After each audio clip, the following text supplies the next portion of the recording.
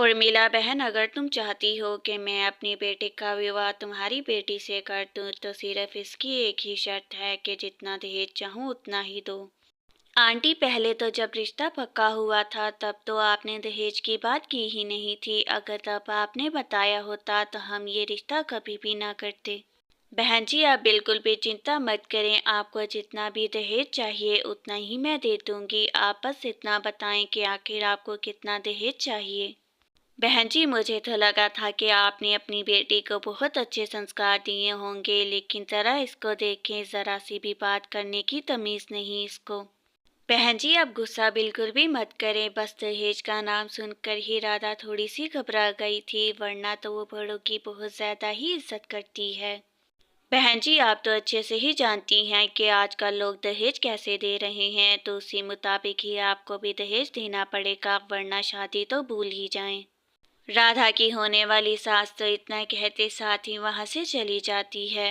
माँ, आप उनको साफ साफ मना कर दें कि हम उनसे विवाह नहीं करेंगे, और वैसे भी वो इतने ज्यादा लालची हैं, आगे जाकर तो न जाने क्या ही करेंगे। देखो राधा बेटी, आगे ही बहुत मुश्किल से मैंने तुम्हारा रिश्ता पक्का किया है, और सिर्फ दहेज की वजह से मैं अपनी बेटी की खुशियां कुर्बान नहीं कर सकती। माँ, मैं जानती हूँ कि आप अपनी बेटी की खुशी के लिए कुछ भी कर सकती हैं, लेकिन ये भी जानती हूँ कि हमारे पास इतने पैसे नहीं हैं अभी। राधा मेरी बेटी, तुम बिल्कुल भी चिंता मत करो। तुम्हारी माँ अभी जिंदा है, और मैं अपना खेत बेच दूंगी, फिर तुम्हारा सारा दहेज ही वहां से ले लेंगे। लेकिन माँ, अगर आप दहेज के लिए अपना खेत बेच देंगी तो उसके बाद आपका क्या होगा? हमारा गुजारा तो उस खेत की वजह से ही चल रहा है।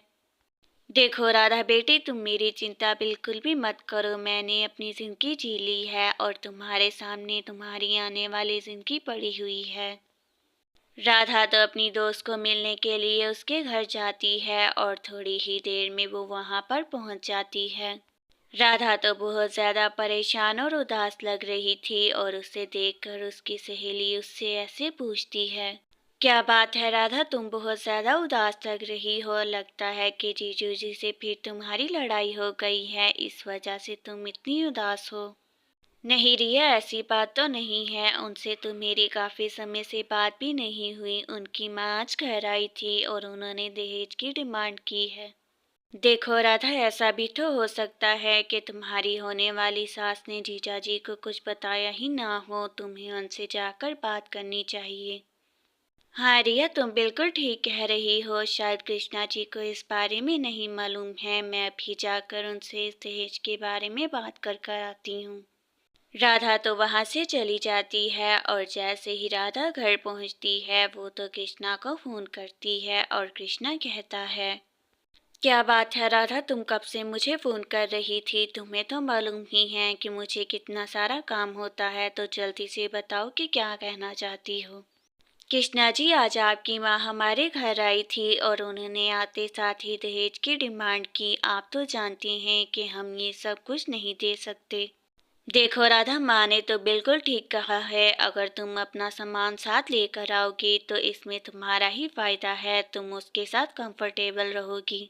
लेकिन कृष्णा जी, ये तो कुछ ज्यादा ही हो जाएगा। हम इतना ज्यादा सामान नहीं दे सकते हैं। आखिर आप माँ से इस बारे में बात क्यों नहीं करते हैं?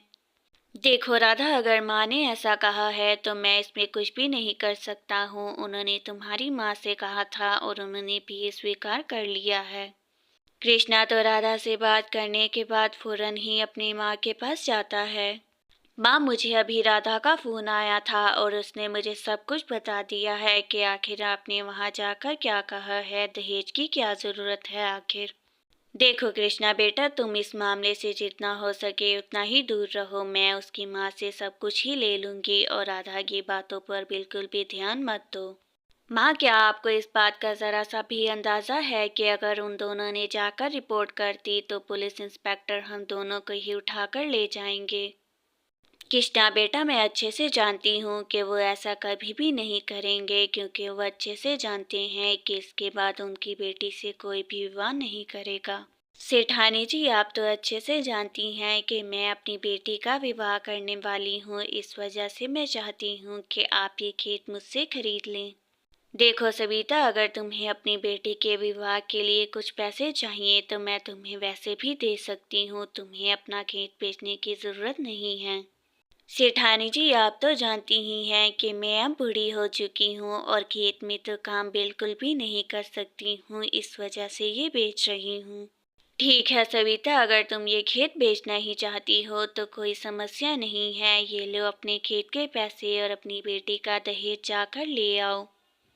सविता तो वो पैसे लेकर वहां से चली जाती है और सारा दहेज का सामान लेकर अपनी बेटी के ससुराल जाती है और फिर कहती है, बहन जी, आपने जितना दहेज मांगा था मैंने उतना ही आपको लाकर दे दिया है, तो अब तो आप अपने बेटे का विवाह मेरी बेटी से करेंगी ना?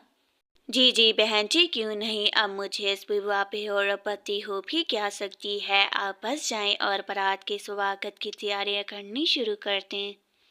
राधा की माँ तो सारा दहेज देकर वहां से फौरन ही चली जाती है। माँ, अब तो आपको दहेज भी मिल गया है तो मेरी एक रिक्वेस्ट को सुन ले कि अब और दहेज की मांग मत करिएगा, वरना ये ना हो कि पासा उल्टा ही पड़ जाए। अरे बेटा, तू देखता जा, अभी तो ये दहेज का सामान ही मंगवाया है। अभी मैं अपने प्यारे लाडले के लिए उनसे एक मोटर बाइक भी दहेज में लूंगी।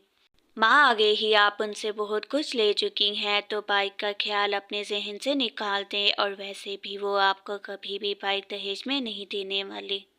कृष्णा, जब विवाह हो जाएगा और मैं राधा को घर साथ नहीं लाऊंगी तो फिर मैं भी देखती हूँ कि आखिर तेरी सास तुझे मोटर बाइक कैसे नहीं देती। देखो रिया, वैसे तो मुझे शादी के बहुत ज़्यादा काम करने हैं, लेकिन फिर भी मैंने कहा कि मैं अपनी पक्की सहेली को खुद ही घर जाकर इनविटेशन दे आऊं। ये तो राधा, तुमने बहुत ज़्यादा ही अच्छा किया, और वैसे भी अब बहुत जल्द तुम्हारा भी विवाह हो जाएगा तो उसके बाद तो तुम अपनी सहेली को भूल ही जाओगी। नहीं रिया, ऐसी तो बात नहीं है। मैं अपनी सहेली को ज़रूर याद रखूंगी। अभी मुझे बहुत ज़्यादा काम है तो मैं चलती हूँ, शादी पे मिलते हैं। राधा तो अपनी सहेली को इतना कहते साथ ही वहां से चली जाती है, और ऐसे ही कुछ समय भी बीतता है और राधा और कृष्णा का विवाह भी हो जाता है। सविता जी, अगर आप मेरे बेटे को दहेज में एक बाइक दे दें तो मैं आपको विश्वास दिलाती हूँ कि मैं राधा को अपनी बहू स्वीकार कर लूंगी। बहन जी, जब पहले तो आपने दहेज के बारे में बोला था तब तो आपने बाइक का जिक्र भी नहीं किया था, और आखिरकार अब मैं आपको बाइक कहाँ से लेकर दे सकती हूँ। देखिए बहन जी, अगर ऐसी बात है तो फिर मेरे बेटे को भी कमी नहीं है रिश्तों की। आपकी बेटी आप अपने पास ही रखें, मैं अपनी बेटे को ले जा रही हूँ। आंटी जी, इतनी भी जल्दी क्या है जाने की, थोड़ी देर वेट करें। वैसे भी मैंने पुलिस को बुला लिया है दहेज लेने के लिए, आपको अब मैं अरेस्ट करवाऊंगी। नहीं नहीं बेटा, मुझे पुलिस स्टेशन नहीं जाना है। मैं तुमसे वादा करती हूँ कि आइंदा से दहेज के बारे में कुछ भी नहीं कहूँगी और राधा को अपनी बहू मानूंगी। आंटी जी, अब सारा आप दहेज वापस करेंगी जो जबरदस्ती आपने हम लोगों से लिया है, और आइंदा से राधा को कभी भी तंग करने का मत सोचिएगा। आप सब लोग मुझे क्षमा कर दें। कृष्णा ने मुझे बहुत ज़्यादा समझाया था लेकिन मैंने उसकी एक भी ना सुनी। मैं सारा दहेज ही वापस कर दूंगी आपको। बहन जी, आप मुझे क्षमा कर दें। मैं एक औरत होते हुए भी दूसरी औरत की दर्द नहीं समझ सकी, लेकिन मैं आइंदा से ऐसा कुछ भी नहीं करूंगी अब। सेठानी जी, मैं अपना खेत वापस लेना चाहती हूँ। मैं आपको उतनी ही कीमत वापस कर दूंगी जितनी कीमत आपने इस खेत के लिए मुझे अदा की थी। ठीक है सविता, अगर तुम ये अपना खेत वापस लेना चाहती हो तो मुझे कोई भी आपत्ति नहीं है। बस तुम मुझे अपने खेत के पैसे वापस कर दो इसके। राधा बेटी, तुम्हें अपनी सहेली से मिलने जाना है ना, तो तुम घर की चिंता बिल्कुल भी मत करो। तुम्हारे आने तक मैं घर का सारा काम ही कर लूंगी। रिया यार, तेरा बहुत बहुत ही धन्यवाद। तूने तो मेरी जिंदगी ही आसान कर दी है। अब तो मेरी सास मेरी हर बात ही मानती है और बहुत ख्याल रखती है। अरे यार, इसमें थैंक यू कहने वाली क्या ही बात है। तो मेरी पक्की सहेली है और तेरी मदद कर कर तो मुझे भी बहुत ज़्यादा ही खुशी हो रही है। बस मेरी यह सच ही कहते हैं कि एक अच्छा दोस्त ही दूसरे दोस्त की मुसीबत में काम आता है, और तूने मेरी बहुत ज़्यादा ही मदद की है इस मुश्किल वक्त में। राधा की सास को भी अपनी गलती का आभास होता है और वो उसका पश्चाताप भी करती है। राधा को अपनी बेटी मानकर उसके साथ अपना जीवन व्यतीत करती है।